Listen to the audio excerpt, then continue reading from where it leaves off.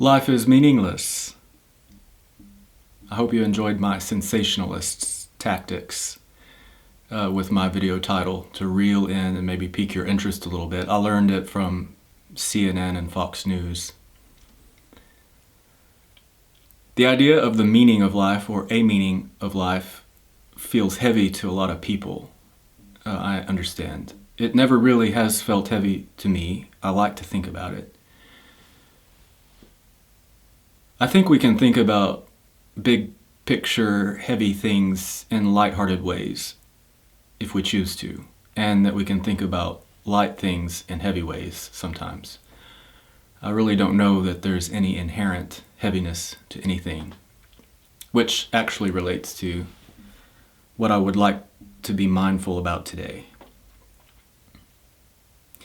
So I've looked at this subject from a lot of different perspectives. I've studied some of the world's ancient wisdom and traditions.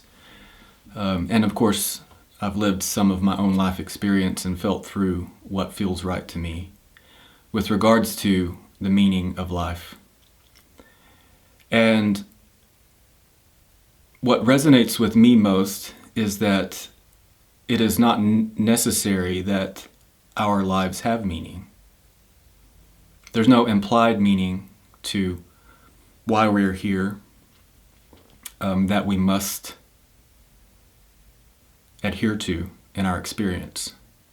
We may choose to acknowledge some ideas about our meaning, from the general to the specific. So, generally speaking, here's an idea for what may be a meaning for life. Generally speaking, we may choose to believe the idea that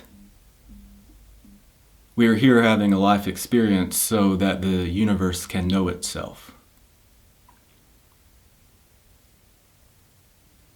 So think about it. When you, as a human being consciousness, need feedback to grow and learn, how do you receive that? You get other perspectives, right? So you can look at yourself in the mirror, you receive a physical reflection, feedback.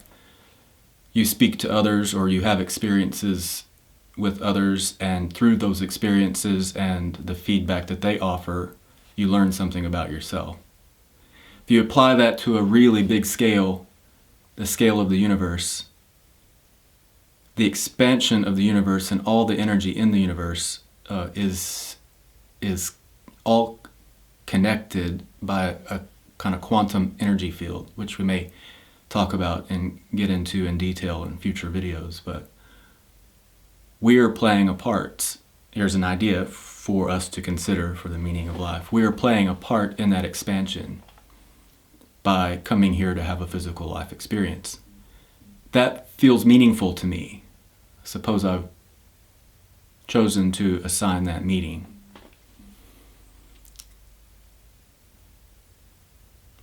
I feel like sometimes we go on autopilot in this regard. We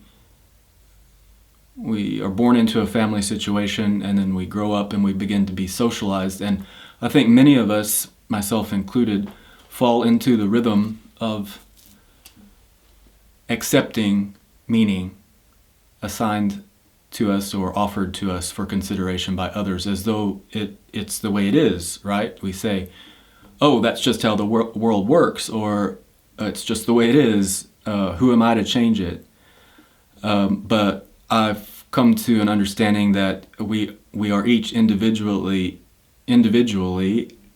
responsible for our acceptance of meaning and our choices. I like the idea that I may rethink patterns of thought and behavior that I learned in the past, reprogram my brain to see things in new ways.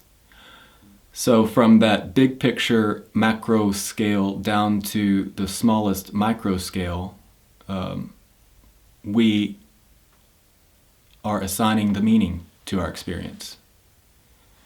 So let's kind of make this real with some examples. let's say, I'm born into a Christian family. My dad was baptized in a Christian church. So I can decide that it is meaningful to me. I can choose that it's meaningful for me to be compliant with that idea. I think that is meaningful for us to consider that we're born into a tradition, and it may work well for us to follow in that tradition. It may be meaningful for us to find our own way and explore other wisdom traditions. We may find our way back, we may not. Others may assign the meaning that if I am not a part of a Christian church, that I've fallen from grace, and that I'm not intimately aware of the Christ consciousness.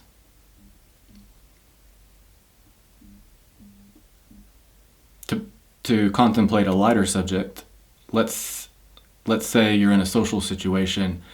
Let's say I, in my masculine physical form, am walking down the street wearing bright red lipstick.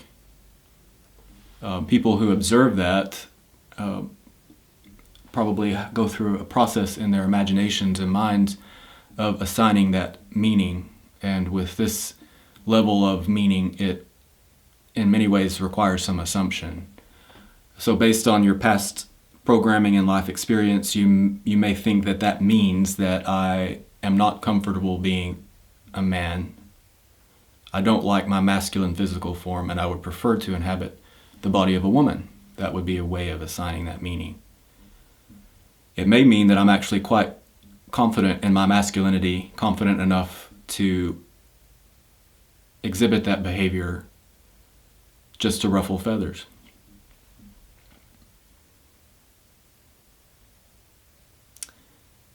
Let's say that I'm kind to someone that we know to be a bigot.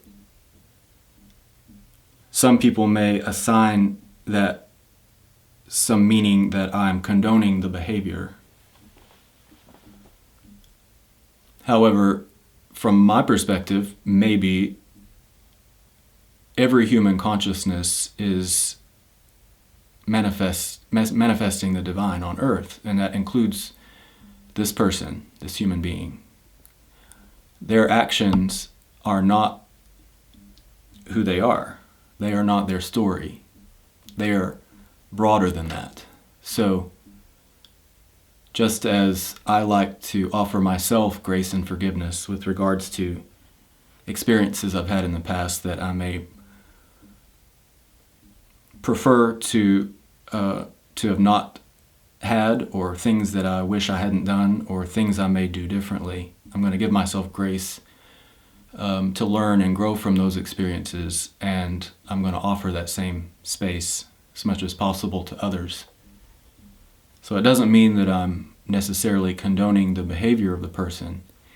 It means that I'm recognizing at a higher level, at a broader level, maybe, who they are. Sometimes I find myself asking, what does that mean? Or I may say to another person in conversation, what do you mean by that? What does that mean to you?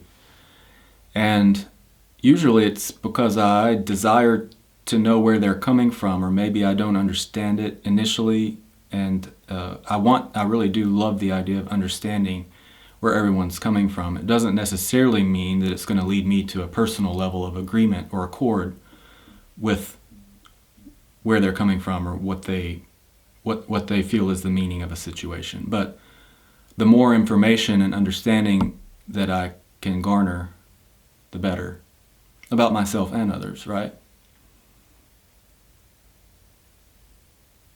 So, to focus this, today I would like to be mindful in my interactions with others about the meaning that I bring.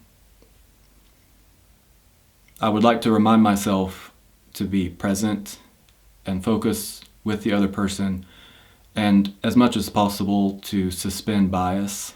And if I find myself, using words like should or going back into the past to find ways to evaluate or judge. I want to be mindful of that and bring myself back into focus with the person in the present moment.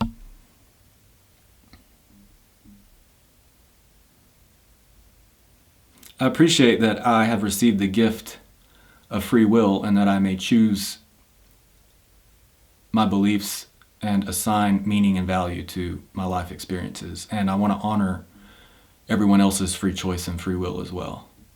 I hope that we may enjoy our choosing and choose lightly. I hope that we continue to develop an environment where children feel freer to become aware of different perspectives and choose with less and less judgment socially. I feel that this idea represents a part of the next stage in the evolution of our culture, society, and consciousness at large. Is that we're becoming less and less fear-based and opening up more and more to higher emotional states. I want to be a part of that. So today the mindfulness practice is to be mindful of the meaning. And I just want to say as a disclaimer, I think we may talk in the future about purpose and the meaning of the idea of having a life purpose. The idea of service, the idea that we're all here to serve each other, that we have specific gifts that we can offer in service. We can use our gifts in different ways, or more or less, or not.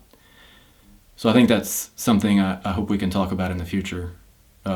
But that would be another can of worms to open up right now. Please let me know what you think about the idea of meaning. I hope that you can join me in not taking meaning for granted. We can give ourselves a little bit of space today.